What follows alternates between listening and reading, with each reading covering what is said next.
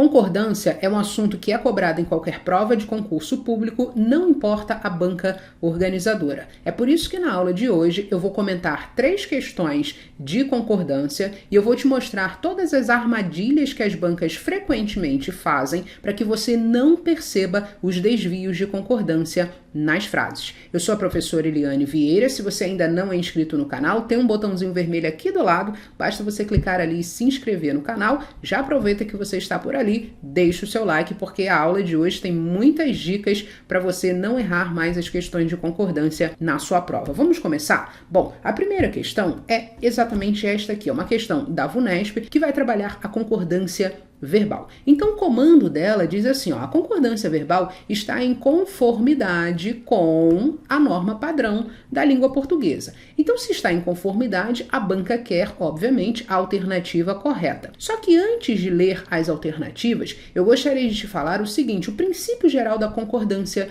verbal. Bom, a concordância verbal é a relação entre 2 elementos, entre o verbo e o núcleo do sujeito. Então, o verbo sempre vai concordar, sempre vai estar em harmonia, sempre vai se flexionar para acompanhar o núcleo do sujeito. Agora que você já sabe esse princípio geral, essa regra geral de concordância verbal, nós vamos analisar as alternativas e vamos aplicar isso que aprendemos agora. Bom, letra A diz o seguinte, a disseminação da doença em outras regiões trouxeram preocupações, inclusive no que tange à economia. Eu falei para você que a concordância é a relação do verbo com o núcleo do sujeito. Logo, nós vamos precisar encontrar o verbo nesta frase e logo após encontrar o núcleo do sujeito. Vamos fazer isso? A disseminação da doença em outras regiões trouxeram. Perceba que aqui nós temos este verbo. Para encontrarmos o sujeito, fazemos uma pergunta para este verbo.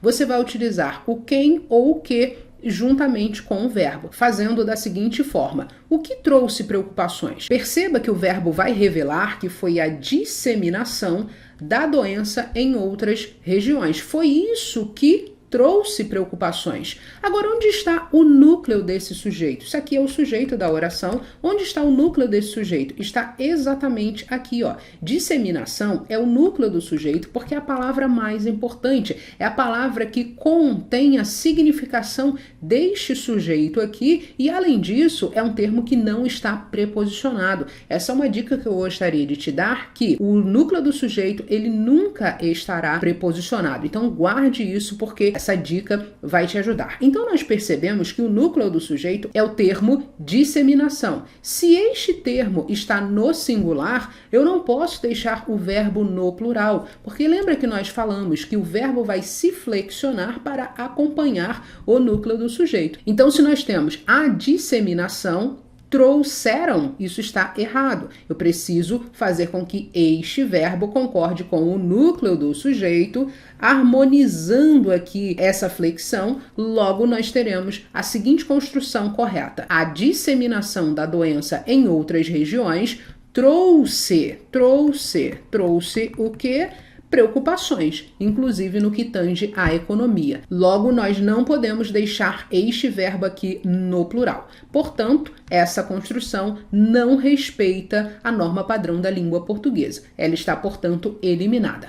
Agora vamos analisar a letra B de bola. A China e o Brasil certamente contará com um PIB menor em 2020. Perceba que nós temos esta forma verbal aqui. O que nós devemos fazer é encontrar o sujeito, o núcleo do sujeito desta forma verbal. Para isso, fazemos uma pergunta a este verbo e este verbo vai nos revelar quem é o sujeito dele. Como é que eu faço essa pergunta? Nós vamos utilizar quem ou que. Nesse contexto, utilizaremos quem. Quem contará com um PIB menor em 2020? Perceba que o verbo vai nos revelar que é a China e o Brasil. Então, China e o Brasil é o sujeito da oração. Só que agora esse sujeito apresenta 2 núcleos. Nós temos China aqui, que é o núcleo do sujeito, e Brasil, que também é o núcleo do sujeito. Logo, este sujeito aqui é composto.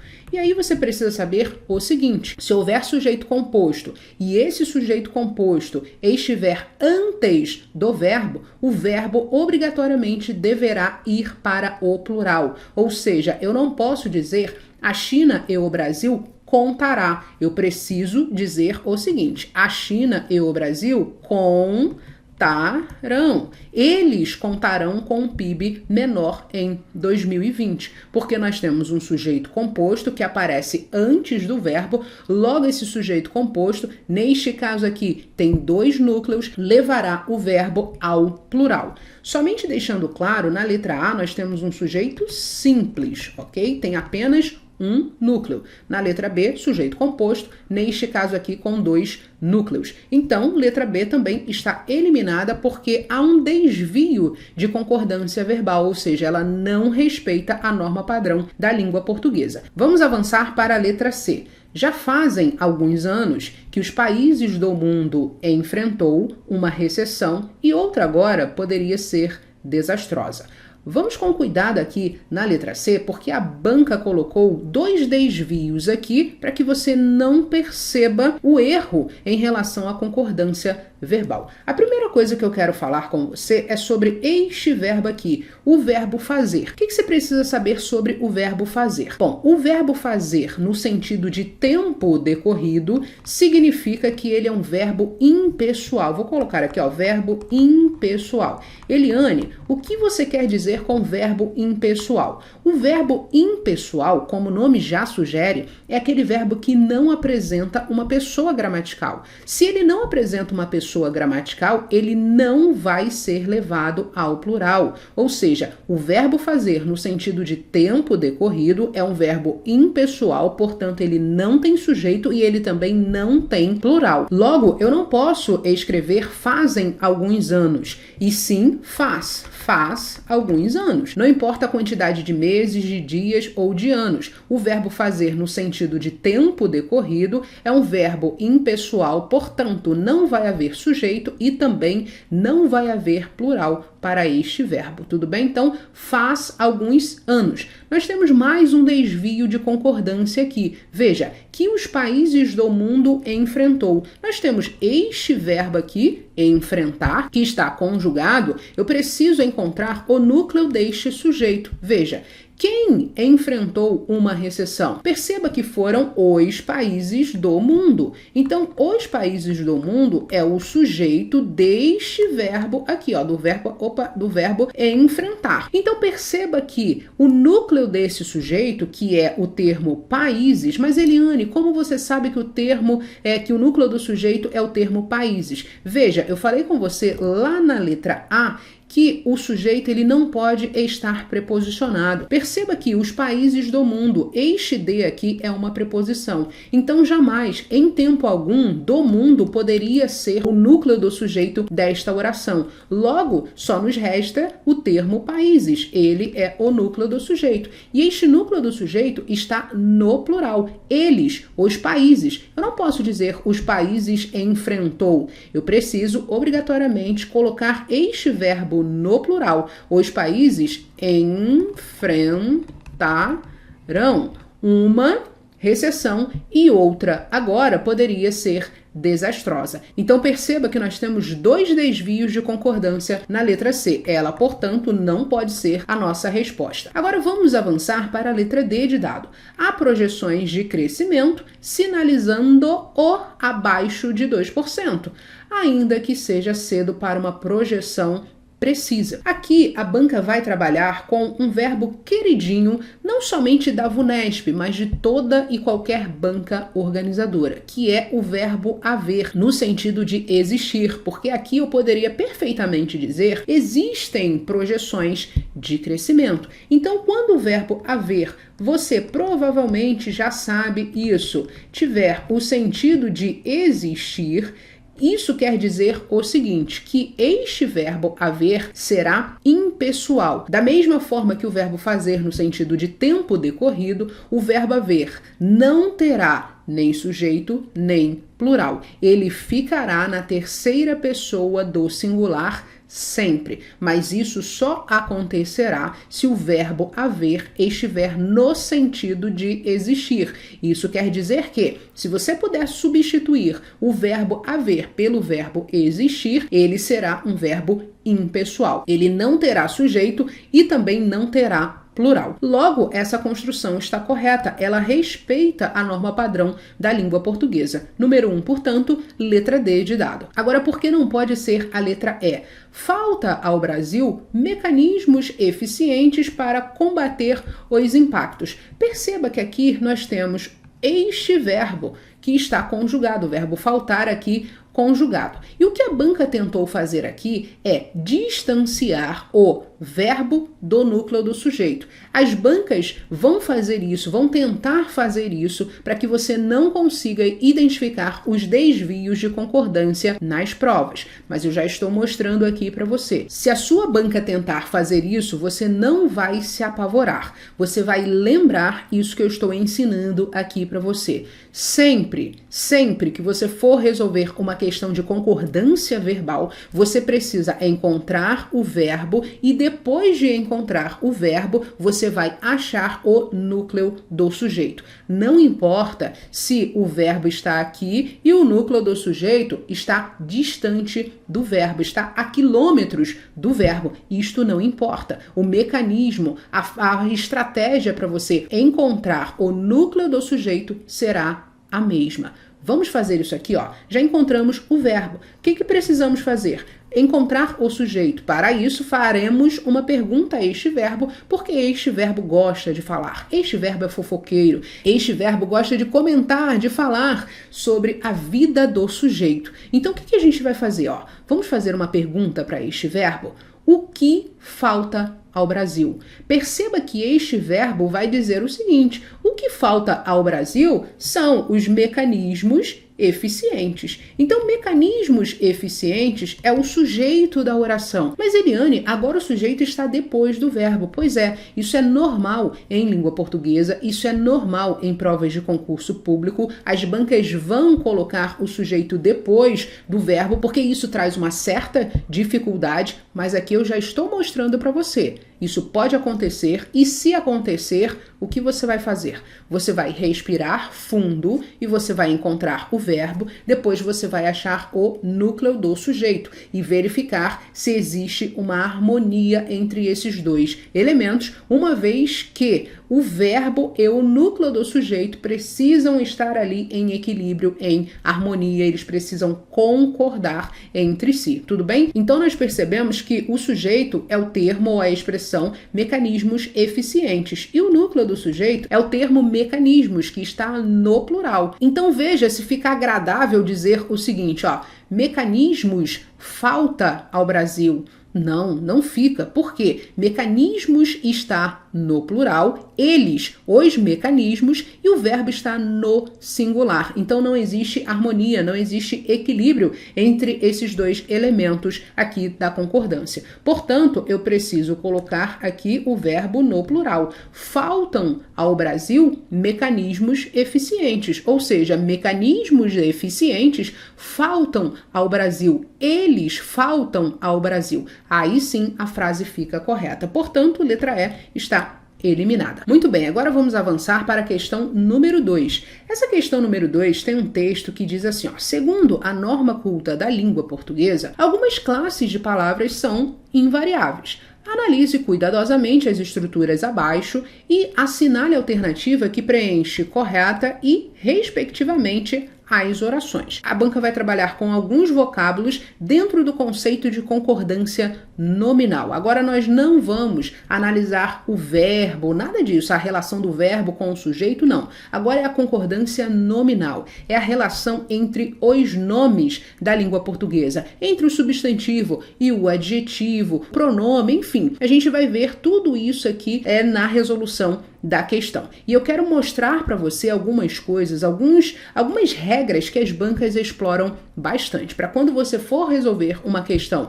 sobre esse assunto, você não tenha dúvida. Então, nós vamos preencher esta lacuna. A primeira frase diz o seguinte: a aluna parece meio ou meia entediada. Bom, para você saber o que você vai colocar aqui de forma correta, você vai precisar analisar a que termo o meio meio ou meia está se relacionando. Porque se nós estamos falando de concordância, existe uma relação entre termos. Na concordância nominal, como eu falei para você, essa relação ocorre entre os nomes. Então eu gostaria que você analisasse e observasse este termo aqui, ó. Quando a gente fala, a aluna parece meio ou meia entediada, perceba que este vocábulo está se relacionando com este aqui, porque afinal de contas, ela parece meio ou meia entediada. Este vocábulo, por sua vez, nós vamos precisar identificar a classe gramatical dele. Isto aqui é um adjetivo. Toda vez que meio se relacionar com um adjetivo, se referir a um adjetivo, ele será um advérbio. E o advérbio é uma palavra invariável. O que eu quero dizer com palavra invariável? É uma palavra que não muda de forma. Ela só tem uma roupa. Ela vai a qualquer lugar do texto, ela passeia por todos os contextos, por todas as frases, utilizando apenas uma roupa. Ela é, portanto, um advérbio, uma palavra invariável, uma palavra que não apresenta outras formas. Logo, neste contexto aqui, eu só posso utilizar meio. Por quê? Este meio, pensando na parte da semântica para te ajudar, também na hora que você for resolver as questões, e isso te ajuda de uma forma mais prática e mais objetiva, você pode trocar por um pouco.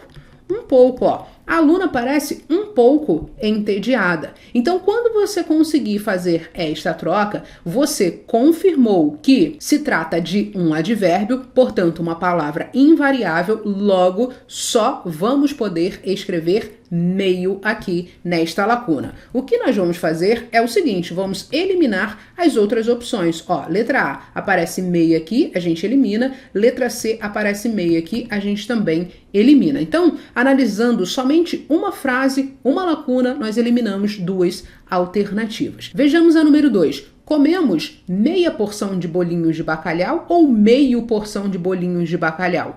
Perceba que meio fica uma construção horrorosa, uma construção erradíssima. Porque este vocábulo, eu vou colocar aqui, ó, meia, ele faz referência ao substantivo porção, que é feminino. Então, se eu tenho meia porção, obviamente, este meia aqui vai indicar, tem a semântica de metade.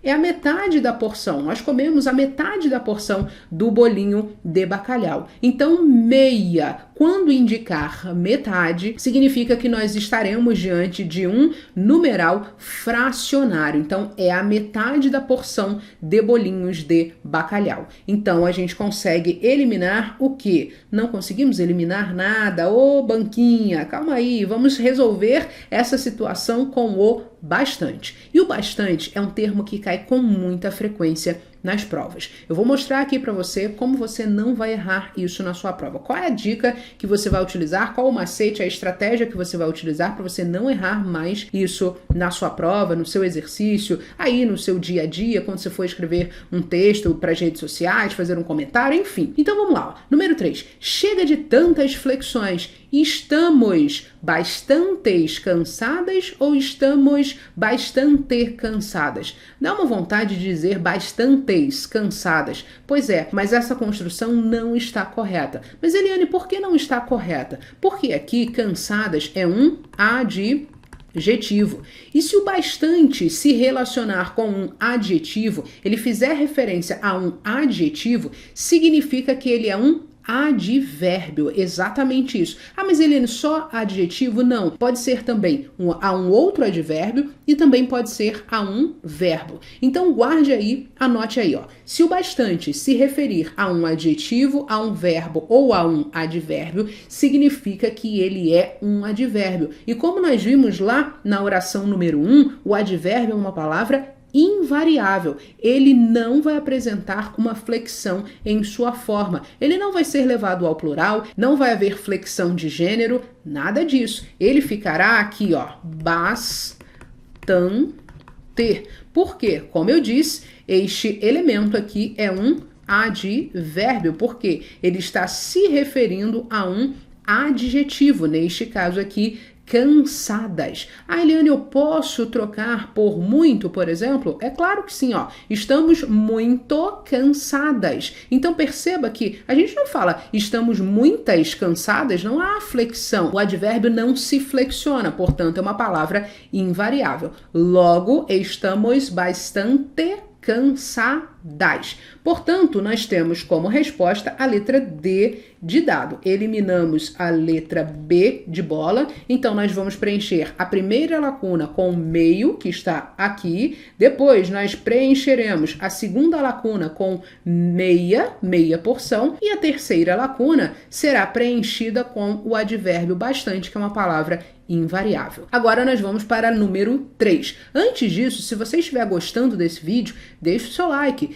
O seu like é muito importante aqui para o canal, para eu saber também que você está gostando, está curtindo esse tipo de conteúdo, e aí eu faço mais conteúdos como este aqui para você, tudo bem? Então, deixe o seu like se você estiver gostando desse vídeo, se esse vídeo aqui estiver sendo útil para a sua preparação, para os seus estudos de língua portuguesa. Vamos para o número 3, é da banca 6 Gran Rio. Veja, a frase em que a palavra destacada respeita as regras de concordância nominal, então vamos buscar a opção correta no que se refere à concordância nominal, de acordo com a norma padrão da língua portuguesa Vamos lá, passo a passo. Letra A. Hoje, Braille e seu método são muitos conhecidos. Perceba que muitos aqui está se relacionando, ou seja, ele está se referindo ao termo conhecidos, que funciona neste contexto como um adjetivo. E nós vimos isto na questão número 2. Perceba que se eu tenho um elemento que se refere a um verbo, a um adjetivo ou ao próprio advérbio,